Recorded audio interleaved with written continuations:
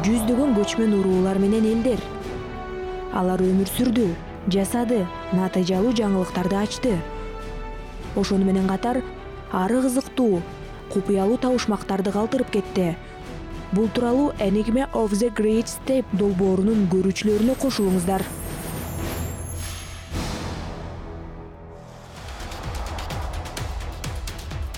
Бүгүнкү көрсөтүүдө изилдөөчүлөрбү же тыңчыларбы? Кашкарга кирип баруу. Чокан Валихановдун улуу эмгеги.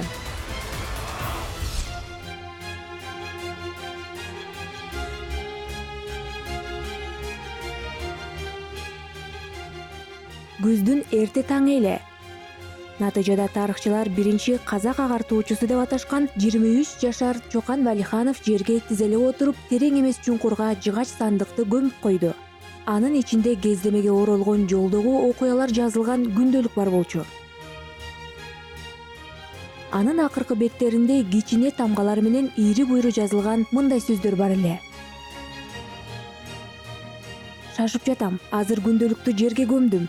Эгерде Кудай жалгап аман-эсен кайтсак жана кагаздар чирип кетпесе, муну ачыкка чыгарабыз. Сени Аллахка тапшырдым. Көрүшкөнчө.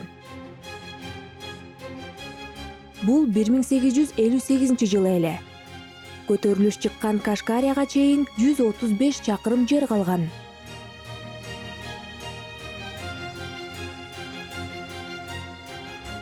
Чокан Валихановдун кооптонуусунда негиз бар болчу. Анын саякатына чейин 1 жыл мурда түштүк Жунгариянын талаасынан Адольф Шлагенвейттин өлүмү тууралуу кабар келген эле. Анын теги немис, Борбор Азияны изилдечү, географ жана антрополог болгон. Анын Кашкариянын борборуна кирип баруу аракеттери өзүнө залалын тийгизген. Жергиликтүү бийликтегилер ошол мезгилде ар бир европалыкты чалгынчы катары көрүп, эч ойлобогон өлүм жазасына тарткан. Бирок бул жолу алар туура чечим кабыл алышкан. Көпчүлүк заманбап окумуштуулар Шлагенвейт Британ атайын кызматтарынын агенти болгондугун жана ошолордун жардамы менен Индиядан келгендиги тууралуу божомолдоолорду колдоп келишет. Жунгариянын башчылары чет жердиктерден кандай сырларды жашырышканы жана эмне себептен муну эки дүйнөлүк держава кылып бөлүүгө далалат кылышкан.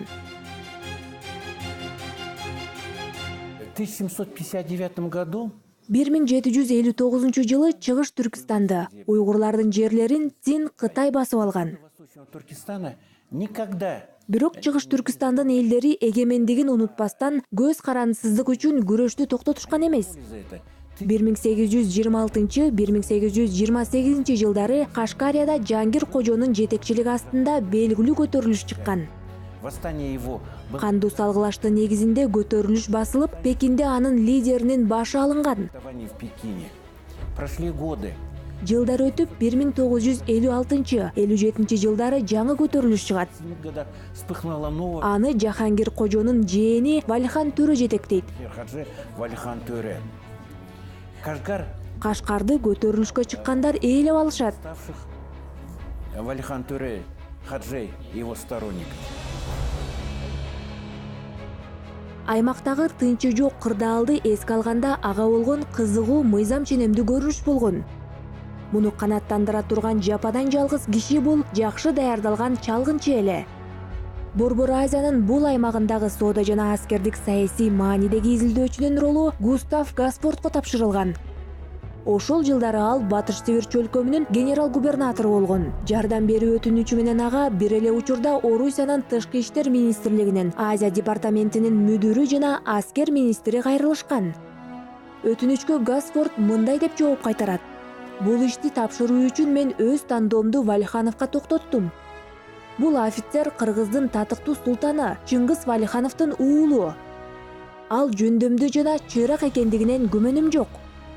Мындан тышкары ал Орто Азиядагы азыркы ээликтер жана алардын тарыхы менен жакшы таанышып чыкты. Өзү мусулман болгондуктан орус атка минерине караганда диндештеринин ишениме кире алат.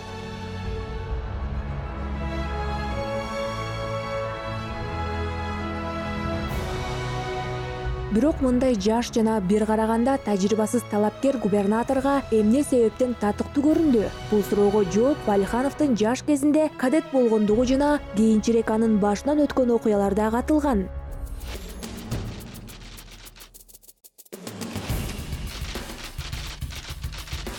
Чокан өзүнүн орус курдаштарын артта калтырып зилегеле. Ага көптөр кызыга турган. Ал Омскиде табуу кыйын болгон сейрек басылмаларды, тарыхый географиялык адабияттарды көп окуучу. Чокан 14-15 жашында эле кадеттердин жетекчилиги аны келечектеги окумуштуу изилдөөчү болоруна үмүт артышкан. Чокан өзү Орто Азияга саякат жасоону кыялданчу. После окончания кадетского корпуса его оставили при генерал-губернаторе. Кадеттик корпусту аяктагандан кийин аны Омск генерал-губернаторунун алдында калтырышат. Таким образом, Кызыгы муну менен катар ал өзгөчө тапшырмалар боюнча офицер боло турган. такой вот работе, такой специфической работе. Мындан улам аны акырындык менен тыңчылык ишке көндүрө башташкан деп ойлойбуз. Инспекционный Ал Гасфорд менен бирге чыгыш Казакстан, Жети суу боюнча экспедициялык сапарга чыгып келген. экспедицию он совершил вместе с Мындан кийин ал Хаментовский менен бирге аскердик илимий экспедицияга барат. Он тоже был Кийинки жылы эле 56-жылы Валиханов Кулжага барат. в 56-м. Ал орус элчилигинин курамында жергиликтүү цин башчылары менен сүйлөшүүлөрдү жүргүзөт. Он ведет переговоры. 57-жылы ага накта дипломатиялык тапшырма берилет. В 57 году его Ал кыргыздардын Бугу уруусунун башчысы Боронбайга билектерди алып барып келиши керек эле. выехать с подарками Бул абдан кызыктуу окуя. Бугу кыргызов Буранбаю. Белектердин шылтоосу менен ал кыргыздарды орустар тарапка тартуу боюнча милдеттерди аткарышы керек болгону анык. Привлечение киргизов на сторону русских. Чокан Валихановду тыңчы катары даярдашканы боюнча маселеге бардык чыгыш таануучу тарыхчылар бир пикирге кошулушат. Бул күтүүсүз болгон деп айтууга болот. Мурдагы замандарда Лоуренс Аравийский баш болгон бардык саякатчылар менен изилдөөчүлөр кандайдыр бир деңгээлде чалгынчы болушканы маалым. Кашкар экспедициясына кийинки сапарлар жаш Чоканды жөнөкөй эмес милдетке алдын ала даярдап койгон. Өзүнө жүктөлгөн милдетти жана тобокелдикти түшүнүү менен ал орус падышачылыгынын тапшырмасына жоопкерчиликтүү даярданган. Он изучал историю края, историю восстания, вот того, Ал ошол аймактын тарыхын, көтөрүлүштүн келип чыгыш тарыхын изилдеп окуп чыккан. которые знали. Ошол эле Валихан төрө тууралуу маалыматтарды алып, бул аймакта жакшы билген адамдар менен таанышкан. Сарымсак. Анын арасында Сыркөл шаарынан чыккан Борнский, Чыгыш Түркүстанды жакшы билген Сарымса аттуу кишилер бар. Пишпи Ошол эле Кокондордун Пишпек чебинин коменданты Алишер Даткадан дагы кеңеш алат. тоже был. Ал дагы Чыгыш Түркүстанда туулуп өскөн адам болгон. И Өз убагында Цин падышачылыгы бул аймакты басып алганда ал жактан качып кеткендерден. вот он с ним, Качып келип Коконго отурукташып калышкан. консультант, Дагы бир жакшы кеңешчи Якуб Янкулов аттуу соодагер болгон. торговец, Ал Орусиядан Кулжага соода жүргүзгөн. Ал Кашкарияда көп жолу болуп мамлекетти жакшы биле турган жана алар бул экспедицияны бирге даярдашкан. вот они совместно готовили эту экспедицию. 1858 жылдын Кулжа айынын 28-inde Чокан Валиханов Семипалатинск соода кербенине кошулуп, анын курамында экспедицияга жөнөйт. Ал эми 9 айынын 1-inde кербен башчынын тууганы Көпөз Алимбай Абдилабаев даңазалуу байыркы шаар Кашкарды көрөт. Легенду выбрали, предложенную этим Якубом Янкуловым.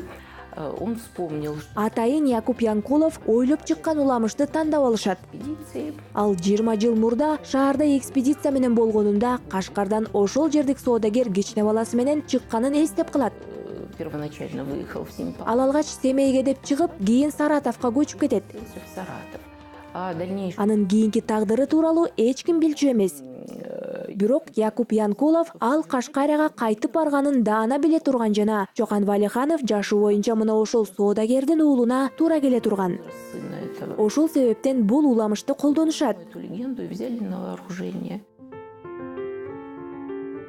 Уламышка толук кандуу дал келүү үчүн Чокан Валиханов чапан кийип, башындагы чачын кырдыраттагы дин жолундагы мусулман катары 5 убак намаз окуй баштайт. Анын сырткы келбети соода кербетиндеги башка соодагерлерден эч айырмаланбай калат. Мындан тышкары өзүнүн образын ушунчалык даана ойногондуктан чыныгы Алимбай Абдилабаевдин туугандары эч нерседен көмөн санабай, аны бир тууганы катары кабыл алышат.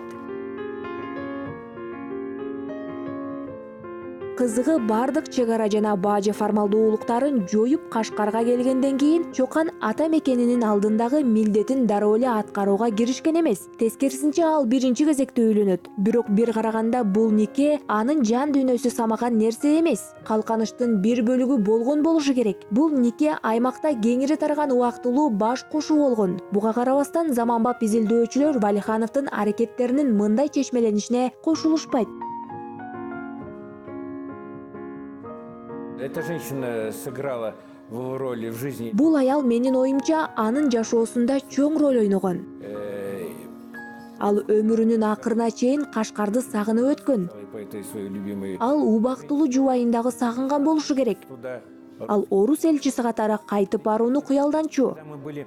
Дагы бир кызык окуя. Биз Үрүмчүдө болгонубузда ал жактагылар мындан бир нече жыл мурда Кашкардан кашкарлык уйгур келип, өзү менен бир сулуу кызды ээрчитип келип, ал Чокандын небереси деп ынандыргандыгын айтышты. Уйгур кашгарец привез с собой как красивую девушку.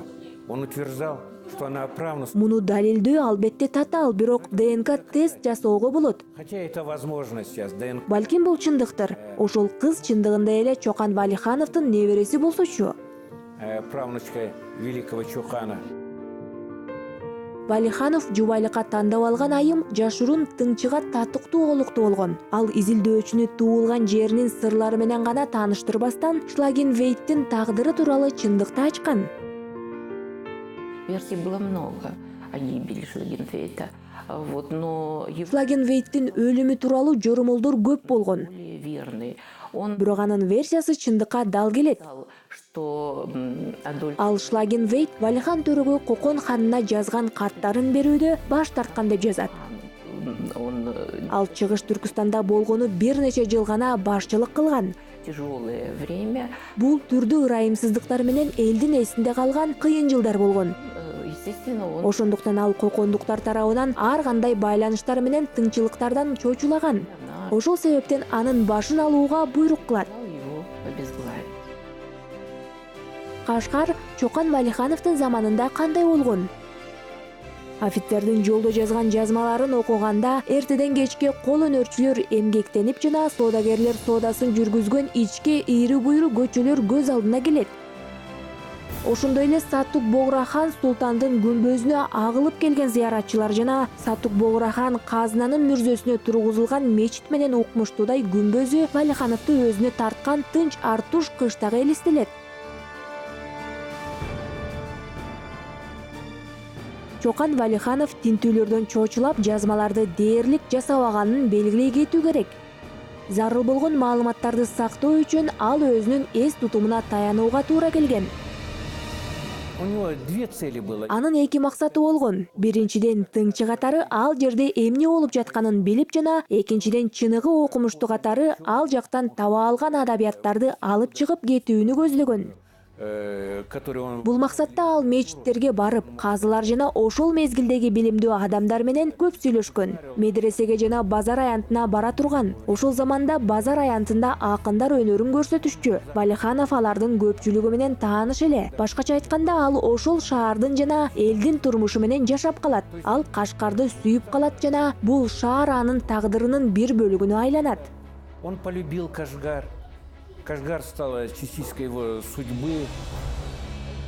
Валиханов артка кайтып келгенден кийин Алты шаардын абалы же Кытайдын Нанлу провинциясындагы Чыгыш Алты шаары деген отчет жазат. Ошол жылдары эле бул эмгек Орусиянын эле эмес, чет жактарда дагы чыгыш таануучулар тарабынан жогору бааланып, бир аз өтпөй ал англис тилине которулат. Ошондой эле Валиханов ондогон карталарды, 2 күндөлүк жана көп сандаган жазмаларды тапшырган. Андагы маалыматтар азыркы күнгө чейин тактыгы менен окумуштууларды таң калтырып келет.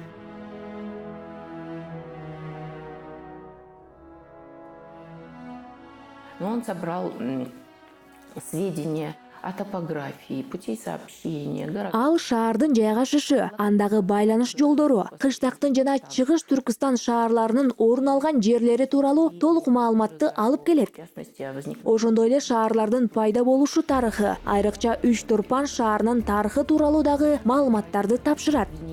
городов. Ал орто кылымга таандык шаарлардын урандыларын изилдеп, Кашкариянын акимчилик башкаруусу тууралуу маалыматтарды топтойт.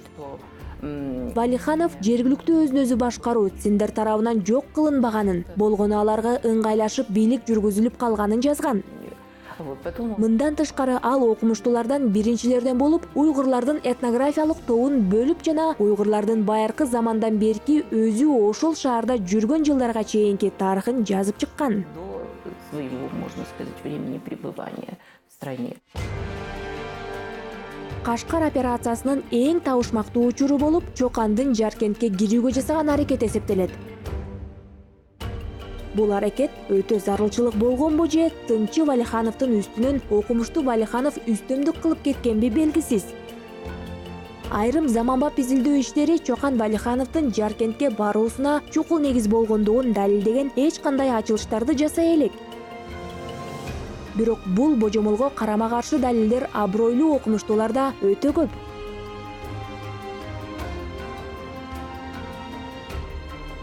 Он писал о том, с какими опасностями было сопряжено путешествие. Ал саякат кандай коркунучтар менен коштолгону тууралуу жазган. В 1958 году он хотел... Ал Кашкардан эч жерге чыкпагандыктан 58-жылдын 9 айында Жаркентке барууну чечет. И в окрестностях Кашгара. Вот, не только отъехали в сторону Яркенда, их догнал нарочный. Бирок Жаркент тарапка жаңы эле багыт алышканда чабарман кууп жетип, Кокондо көтөрүлүш чыгып, Кудайархан тактан түшүрүлүп, ал эми Валихан төрө кайрадан туткундан качып чыкканын жана Кашкарга келиши мүмкүн болгондуктан артка тартууга эскертүү берилгенин айтат. Вот, и им, конечно, им предписали вернуться. И он... Ал Жаркентке ошол себептен барбай калган. По этой причине. Албетте, мындай тынчылык ишмердүүлүгү көз жаздымында калышы мүмкүн эмес. Шаар бийлиги так билбесе дагы жаш көпө Салимбай жөнөкөй адам эмес экендигинен шектенишкен болушу керек. Бирок анын бетин ачууга ашыгышкан эмес. Бул жерде кеп Валихановдун жеке өзүндө жаткан эмес. Анын аркасында орус падышачылыгынын карааны байкалып тургандыгында эле. Анын чыгыш Түркүстанга келүүсүнө шек жок эле. Мне кажется, Менимче көпөстөр бирин-бирин жакшы билишчү жана Чокандын аларга кошулуп калышы айрымдары үчүн таң калыштуу болгон. к ним, для некоторых это было странно. Мындан улам экспедицияда орус тынчысы бар экендиги тууралуу кептер айтыла баштайт. Русский разведчик, или как тогда говорили, шпион. И его принцип... Анын бетин ачып коюу оңой эле болчу, бирок аны Кокондук аксакал достору менен сактап калышкан. Вот его друзья, куканские аксакалы. Жергиликтүү аксакалдардын бул жоругунун дагы жөнү бар эле. Кашкар газылары туруктуулук жөнүндө эңсешкен. Алар бул туруктуулук христиандык Орусиянын бийлиги астында болсо дагы макул эле. Алар тынчы делген Алимбай Чоканга жагынууга аракет кылгандай дагы туйлат. Себеби ал чындыгында эле Кашкарда өзгөчө орду бар болчу. Ал жергиликтүү бийлик тарабынан кечки саат 9-дан кийин шаарда тартиптик саат киргизилип, көчөгө чыгууга тыюу салынган учурда дагы жүрүүгө уруксат алган. Бирок бул анын Кашкарда жүрүшү күн сайын коркунучтуу боло баштаганын четке какпайт. Шаарда Валихан төрө келээри тууралуу айын кептер айтылып, Чокандын тынчылык ишмердүүлүгү кооптонууну жаратып баштайт. Ну и, естественно, не могли... Алар албетте бул кептерге маани бербей кое алышкан эмес. Поэтому Андыктан тез арада иштерди бүтүрүп артка кайтууга шашылышкан. дорогу. И уже 7 марта 1859-жылдын жалган Куран айынын 7-синен тартып, Гербен кайрадан Верныйды көздөй жол тартат.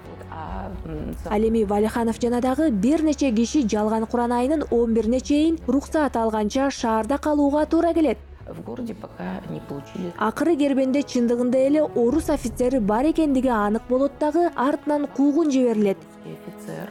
И Бирок алар Гербенге Кытайдын аймагында жете албай калышып, Орусиянын аймагында артынан түшүүгө батына албай коюшат.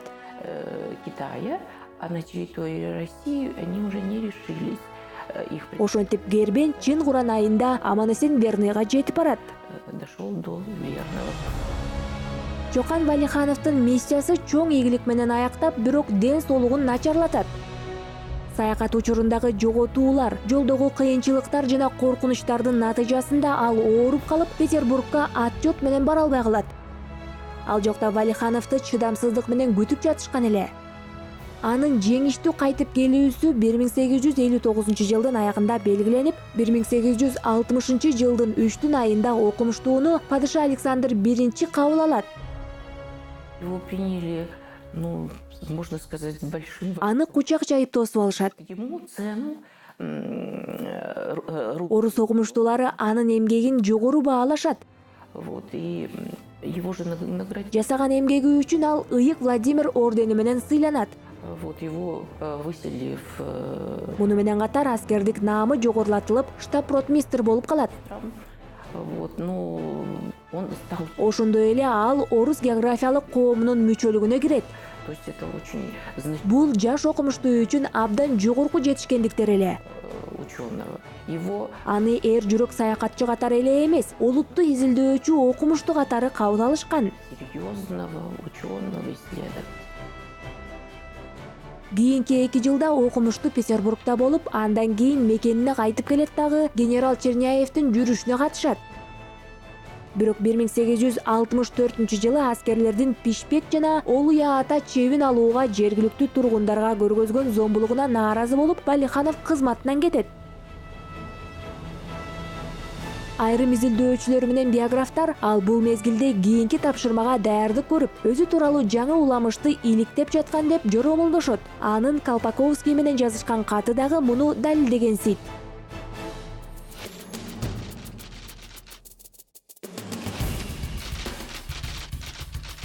Кулжанын абалы абдан кейиштүү. Көтөрүлүшчүлөр менен акыркы кагылышуу 8 күн мурда болду. Сизге манжурлар менен дунгандардын акыркы салгылашуусу тууралуу кабарлоого шашылам. Эгерде кытайлыктарга жардам берилсе, бул тууралуу Кулжага кабар жеткирүү үчүн мени жибересиз деген ишеничтемин. Музарт аркылуу өткөн 12 000 кол кашкарлыктар тууралуу кабар кыргыздардын жалган кабары экендигин айта алам. И в последнее его письмо, то есть Анын акыркы катына кайрылсак, бирок ал жыйнакка чыгарылган гана акыркы каты болушу мүмкүн жана андан кийин дагы каттар болушу ыктымал. Мына ошол катында ал мага баланча рубль майда акча жибергиле. Эгерде Кулжа же Тарбагатай менен байланышуу зарыл болсо, мен кытайлык элчилер менен барып, сиздин катыңызды жеткирүүгө даярмын. Бирок ал чындыгында эл ошол жакка кеткенби же күтүүсүз атышуудан курман болгонбу, ишенимди айтууга болбойт деп жазган. пагет случайно перестрел. Расмий маалыматтар боюнча Чокан Валиханов 1865 жылдын Чен Куран айынын 10-унда Тезек Султандын айылында көз жумган. Анын каза болушуна кургак илдети себеп болгон. Каза болоорунун алдында Валиханов атасына чарчадым, алдан тайдым, сөөгүм эле калгандай. Жакында жарык менен коштошот окшойм. Жакындарым жана досторум менен жолугушуу буйрбачудай, бул үчүн каражат дагы жок. Бул менин акыркы катым, кош кула, баарыңарды кыса кучактайм деп жазганы айтылат. Бирок ачыгын айтканда туугандары жана Колпаковский менен жазышкан каттары изилдөөчүлөр үчүн күмөн жаратат.